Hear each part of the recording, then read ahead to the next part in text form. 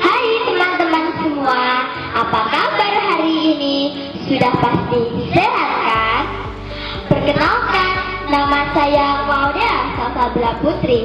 Saya duduk di kelas 5 UPT SDN Ngaringan 3. Kali ini Claudia akan menceritakan sebuah kisah yang berjudul Batu Menangis.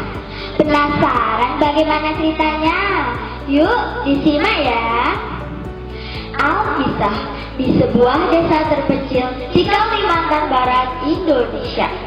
Hiduplah seorang janda tua dan seorang putrinya yang cantik jelita bernama Darmi. Mereka tinggal di sebuah gubuk yang terletak di ujung desa. Kehidupan mereka menjadi susah sejak ayah Darmi meninggal. Ayah Darmi tidak meninggalkan harta warisan sedikit pun. Untuk memenuhi kebutuhan sehari-hari, Ibu Darmi bekerja di sawah atau ladang milik orang lain. Sedangkan Darmi adalah seorang gadis yang manja, apapun permintaannya harus dikabulkan.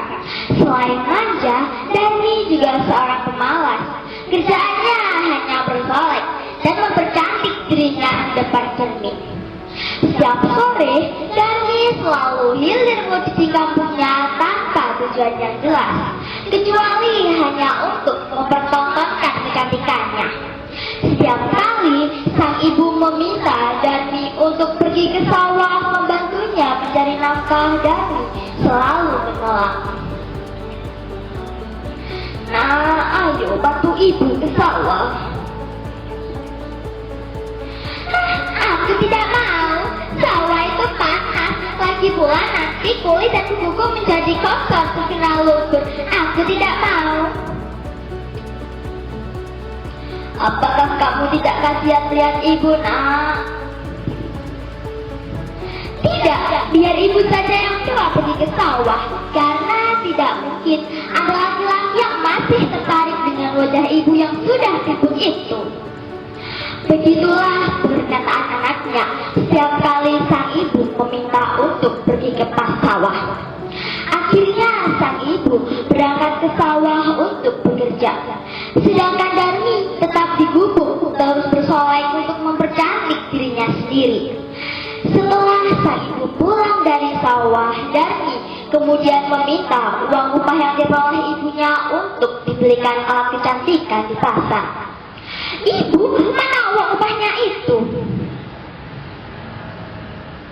Jangan, nak, uang ini digunakan untuk kebutuhan kita hari ini.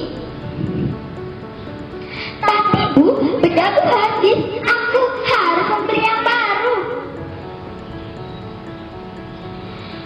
Kamu memang anak yang tidak tahu diri. Taunya hanya menghabiskan uang, tapi tidak mau bekerja. Meskipun sang ibu marah, tetapi sang ibu tetap memberikan uang upah itu kepada Darmi. Kejadian itu terus berulang hampir setiap hari.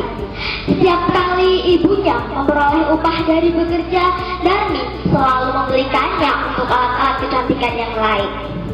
Pada suatu hari, Darmi berpesan kepada ibunya untuk dibelikan alat kecantikan di pasar.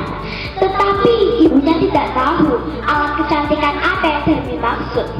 Akhirnya sang ibu meminta Darmi untuk mengikutinya ke pasar. Nah, kalau begitu kamu ikut ibu saja ke pasar. Aku tidak mau ikut ibu ke pasar. Tapi nak, ibu tidak tahu barang apa yang mau kamu beli. Oke, aku akan ikut ibu ke pasar. Tetapi dengan satu syarat, ibu harus berjalan di belakangku. Tapi kenapa, nak? Ibu, aku itu malu. Aku malu berjalan berdampingan dengan ibu. Kenapa harus malu, nak? Bukankah aku ibu kandungmu? Ibu, seharusnya ibu berkaca. Lihatlah muka ibu yang sudah keriput dan pakaiannya sangat kotor itu, aku tidak mau memiliki ibu yang berantakan seperti itu. Dengan berat hati, akhirnya mereka berdua berangkat ke pasar secara beriringan. Si Darmi yang cantik dengan pakaian yang bagus berjalan di depan, sedangkan sang ibu yang sudah terlihat sangat tua memakai pakaian sangat kotor dan penuh tambalan berjalan mengikuti Darmi di belakang. Penampilan mereka sangat berbeda, seolah-olah mereka bukan berasal dari keluarga yang sama. Di tengah perjalanan mereka kemudian bertemu dengan salah satu seorang teman Darmi yang tinggal di kampung lain.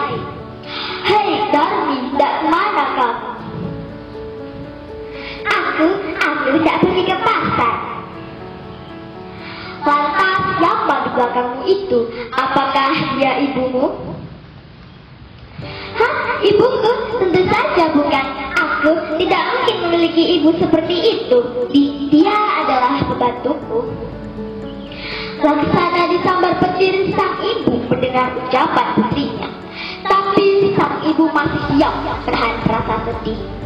Hal itu terus berulang. 1-2 kali ibunya masih kuat menahan rasa sedihnya. Namun berkali-kali hal itu terus terjadi selama perjalanan ke pasar. Akhirnya sang ibu memilih berhenti di tepi jalan. Melihat hal itu, Darmi keheranan kemudian mengamuk dan bertanya, "Ibu, mengapa ibu berhenti? Ayo cepat, kita harus pergi ke pasar." Namun sang ibu tidak menghiraukannya. Sesaat kemudian sang ibu mulutnya komat kamit lalu menengadahkan kedua tangannya ke atas. Melihat hal itu semakin dibuat heran dan kembali bertanya-tanya, "Ibu, apa yang dilakukan? Ibu, ayo ibu, apa yang dilakukan?" Namun sang ibu tetap tidak menjawab pertanyaan anaknya. Sang ibu terus memanjatkan doa meminta agar anaknya yang durhaka diberi hukuman yang setimpal. "Ya Tuhan, ampunilah hambamu yang lemah ini ya Tuhan. Hamba sudah tidak kuat lagi menahan rasa perih ini. Tolong berikan hukuman yang setimpal kepada putri hamba yang durhaka ya Tuhan." Kemudian langit tiba-tiba mendung, petir menyambar-nyambar, suara kuntul bergemuruh memegahkan telinga. Perlahan-lahan kaki Darmi mulai berubah menjadi batu. Darmi mulai panik. Ibu, apa yang terjadi dengan kakiku? Kakiku mulai berubah menjadi batu. Ibu, tolong maafkan Darmi, Ibu. Darmi berjanji tidak akan mengulanginya lagi. Ibu, tolong maafkan Darmi, Ibu. Darmi akan menjadi anak yang berbakti, Ibu. Maafkan Darmi. Namun apa tak dibuat, nasi sudah menjadi bubur. Hukuman itu tidak dapat dihindari. Sebelum semua tubuh Darmi berubah menjadi batu, sang ibu masih sempat melihat wajah anaknya yang deras melewati air mata yang mengalir dari matanya. Sekalipun sudah berubah menjadi batu, namun orang-orang dapat melihat bahwa kedua matanya yang masih menitikkan air mata seperti sedang menangis. Oleh karena itu, batu yang berasal yang dikutuk oleh ibunya disebut batu menangis. Nah, teman-teman, kira-kira pesan moral apa yang bisa kita ambil dari cerita tadi? Barang siapa yang mendurhakai ibu kandungnya yang telah melahirkan dan membesarkannya, pasti perbuatannya akan dibalas oleh Tuhan yang Maha Kuasa. Sekian sudah mendengarkan ceritaku. Wassalam.